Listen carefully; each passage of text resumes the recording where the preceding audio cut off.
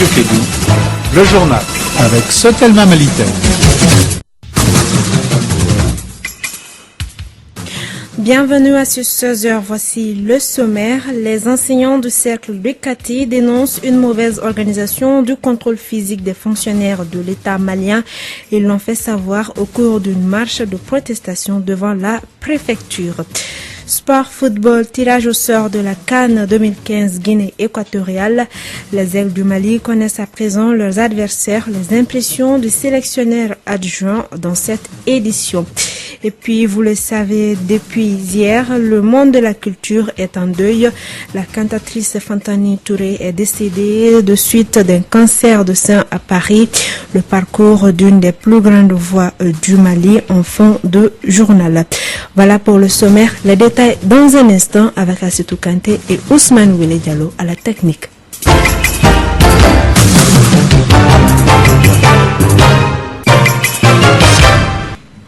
Mesdames et messieurs, bonsoir et bienvenue dans cette édition. Tout d'abord, le projet d'accord pour la paix et réconciliation au Mali proposé par la médiation est une avancée vers la conclusion d'un accord de paix.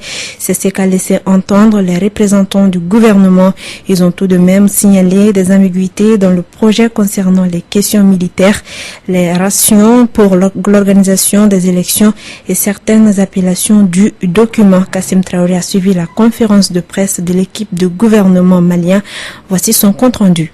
Le gouvernement malien partage les grandes lignes du projet d'accord pour la paix et la réconciliation. Amadoune Konaté, ministre de la solidarité des personnes âgées et de la reconstruction des régions nord. Qu'il s'agit essentiellement d'un document de base pour la négociation. Ce n'est pas un document consensuel sur l'étape de la négociation qui vient de s'achever. Il est l'entame d'un processus de négociation effectif. Le ministre Konaté fera savoir qu'il y a beaucoup d'ambiguïté dans le document. Vous le parcourez, vous verrez qu'à certains moments, on dit État au singulier, à d'autres moments, on dit État au pluriel dans le même document. On parle de région intégrée. Il se trouve que ça fait partie des points pour lesquels des questions ont été posées et des désaccords ont été exprimés. Les différentes préoccupations liées à l'élection d'un député qui est de 60 000 habitants pour les régions du Sud et 30 000 pour les régions du Nord a été décidé par le ministre Ousmane Sy, ministre de la décentralisation et de la ville. Le problème n'est pas le nombre de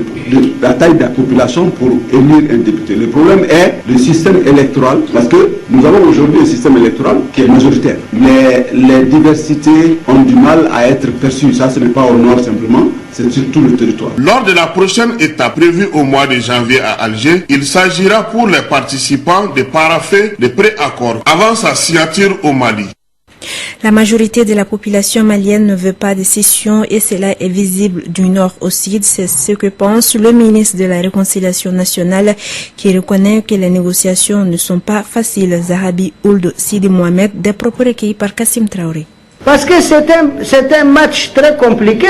Il y a la communauté internationale. Eux aussi, ils sont là, ils notent qui veulent la paix. Laissez-les. Il y a ceux qui ne veulent pas la paix, ils seront bientôt mis à découvert qu'ils ne veulent pas la paix. Parce que ce pays-là, il n'y a pas un sentiment de sécession dedans. Moi, je vous dis, les populations-là n'ont pas ce sentiment. La majorité veulent très bien, ils savent qu'ils sont des Maliens. Et j'ai dit à certains parmi, toi, tu mérites que tu es un Azawadien. C'est une nationalité qui n'existe pas. Et tu vas me dire quelque chose qui n'existe pas.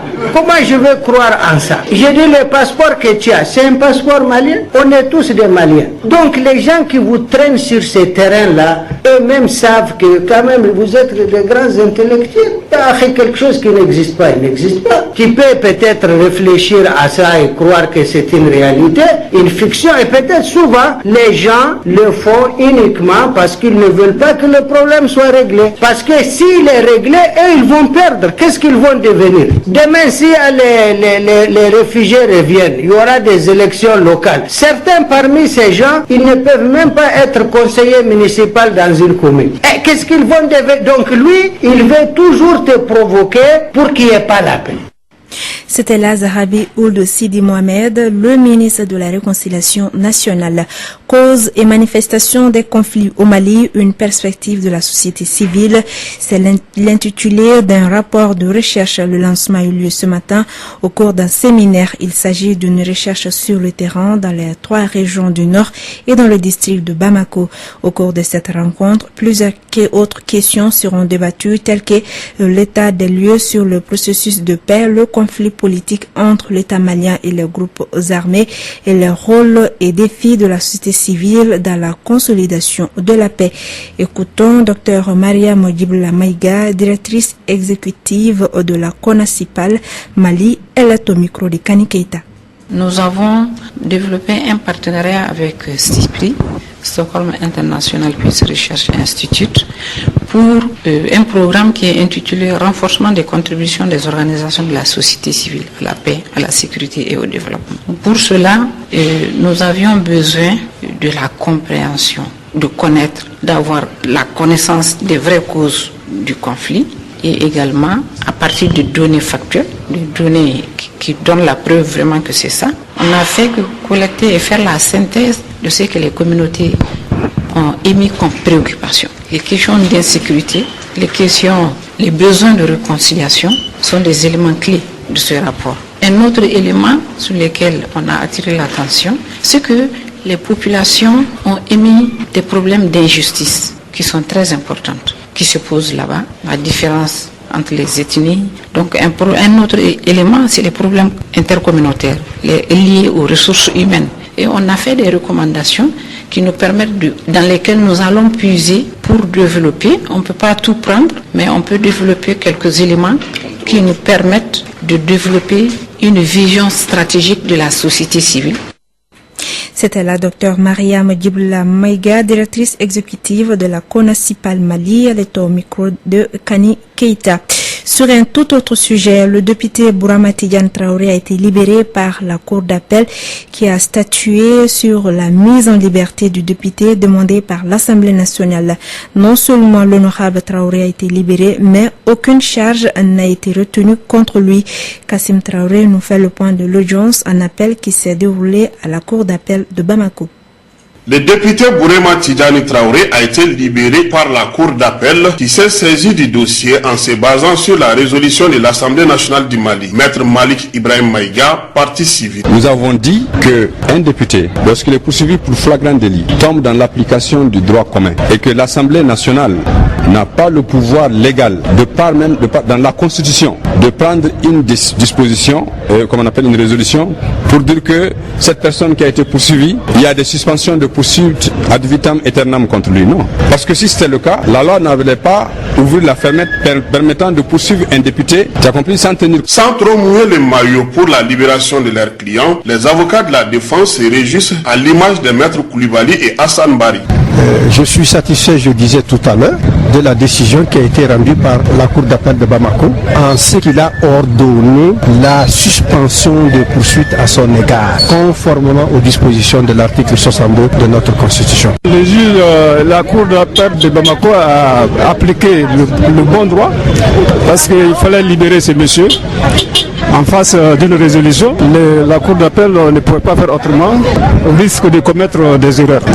Donc mes impressions sont bonnes. Pour les avocats du juge de Ouéléssébougou, le droit n'a pas été dit, car la Cour d'appel ne pouvait pas se saisir de ce dossier. Maître Boubacar Sidibé. Tout député pris en flagrant délit est poursuivable, est condamnable, peut être déféré et doit être déféré devant la maison d'arrêt. Dans le cas d'espèce, nous savons tous que le député n'était pas en mission parlementaire. Il n'était pas non plus en mission de son parti. Il était en villégiature, c'est-à-dire qu'il était en simple promenade. Et c'est là qu'il a agressé notamment un juge qui a l'avantage d'être dans son bureau, qui a l'avantage d'être chez lui à domicile. Tout porte à croire que cette manière de juger est une solution à l'amiable. Espérons que le juge de Ouéléssébougou parvienne à travailler dans la quiétude à Ouéléssébougou. Merci Kassim Traoré. Après la rive gauche du district de Bamako, les enseignants du cercle de Kati ont réclamé ce matin la décentralisation du contrôle physique et le paiement de leur salaire. Ils l'ont fait savoir lors d'une marche de protestation devant la préfecture. Ces enseignants dénoncent la mauvaise organisation de l'opération. Quelques-uns se sont exprimés au micro d'André Traoré. c'est le contrôle physique.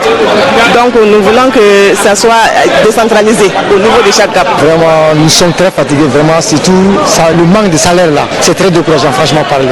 Moi j'ai quitté la maison depuis 3h du matin. Bon, on est là depuis hier et on nous a appelé pour venir nous faire contrôler. Bon, les contrôleurs, on est là depuis 7h, ils ne sont pas venus. Donc nous, on a dit non à cela. Qu'on nous contrôle pour qu'on aille et on rejoigne nos élèves. Les élèves sont là-bas et nous attendent. Vraiment, trop, c'est trop. Donc nous voulons maintenant la décentralisation du contrôle. Que les éléments de chaque CAP soient contrôlés dans son CAP. Nous voulons seulement ça. Nous sommes là dans le cadre du contrôle physique. Depuis avant-hier, nous sommes là. Jusqu'à preuve du contraire, rien n'est fait. Donc nous sollicitons vraiment la décentralisation de ce fameux contrôle. Parce qu'il y a eu 2 morts à Bamako, il y a eu 1 mort à Koulikoro. Nous ne voulons plus qu'il y ait des victimes à propos de ce fameux contrôle. Il y a des enseignants qui sont là, qui n'ont même pas de quoi à manger.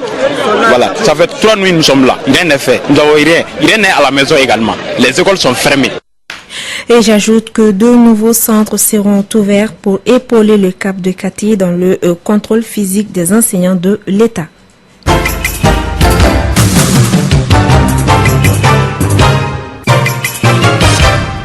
Sport football, tirage au sort de la CAN 2015. Le Mali hérite d'un groupe D très relevé en compagnie de la Côte d'Ivoire, du Cameroun et de la Guinée-Conakry. Après ce tirage au sort, notre reporter Djibril Kaba a pu joindre par téléphone le coach adjoint des Aigles du Mali, Cheikh Oumar Koné.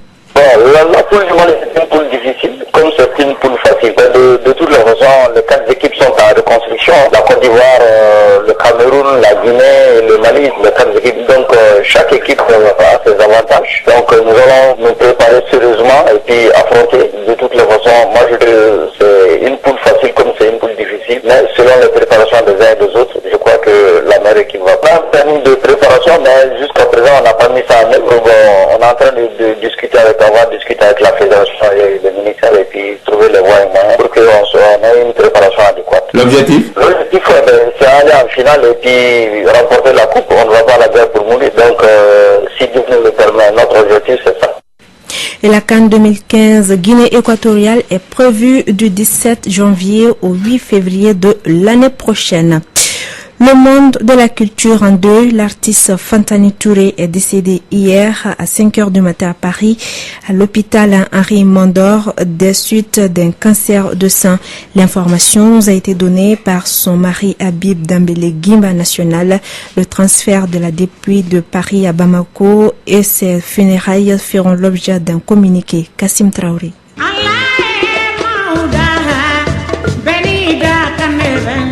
Fantani Touré est décédé le mercredi 3 décembre 2014 à 5h du matin à l'hôpital Henri Mondor de Paris, des suites de cancer des seins, une maladie qu'elle a traitée et subi 2 opérations chirurgicales. Sa dépouille sera transférée au Mali en fin de semaine. Les funérailles feront l'objet d'un communiqué ultérieur selon son mari Guimba National. À Paris, ça a été une grande mobilisation à Aubervilliers où elle vivait chez son mari, l'ambassade du Mali en France. Le consulat et les Maliens de la diaspora française sont aux côtés de Habib Dambélé en ce moment difficile. C'est à l'âge de 50 ans que Fantani a tiré sa révérence. Celle qui a été artiste contre la volonté de ses parents a franchi toutes les étapes. Des semaines locales et régionales lors de la biennale artistique et culturelle de 88 au compte du district de Bamako, elle a entamé une carrière solo, ce qui lui a permis de produire plus de 4 albums. Initiatrice de l'hymne de la paix du festival au désert en 2006, Fantani a la médaille de chevalier de l'ordre national du Mali en 2010, prix UNESCO de la paix à la même année. Elle a eu plusieurs distinctions à travers le monde. Fantani est aussi initiatrice du festival des voix de Bamako qui se tenait chaque année au bord du fleuve Djoliba afin de défendre les femmes. Combattante et engagée, malgré les critiques et les censures du monde, Fantani a toujours su se battre. La femme de Habib Dambélé Guimba National n'est pas qu'artiste. Elle évolue aussi dans le monde humanitaire en travaillant avec plusieurs associations féminines. C'est ainsi qu'elle fait la rencontre de plusieurs bonnes qu'elle défend pendant des années avant son décès. Les autorités maliennes ont rendu un hommage à notre regretté Fantani, Madame Guimba National, pour laquelle nous prions tous pour le repos de son âme. Dors en paix FC, la princesse de Bozola. Yeah,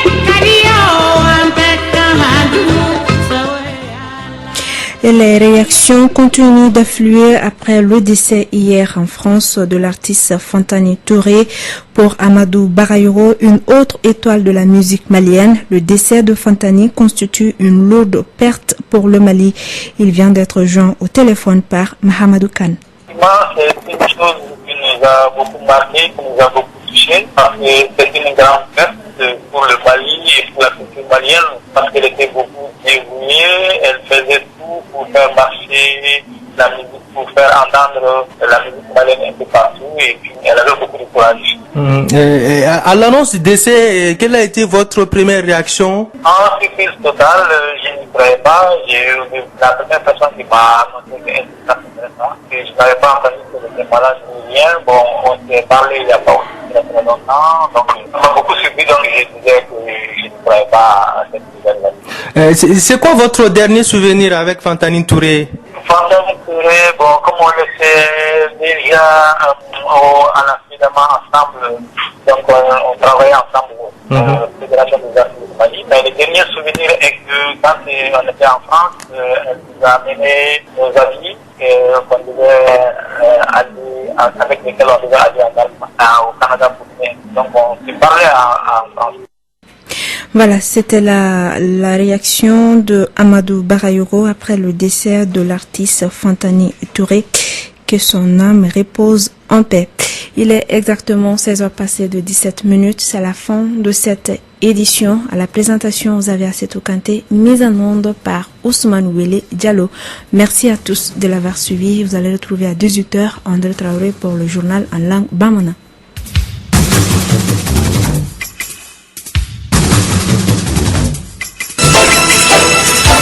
Radio Kédou, le journal avec Sotelma Malitaire. Ici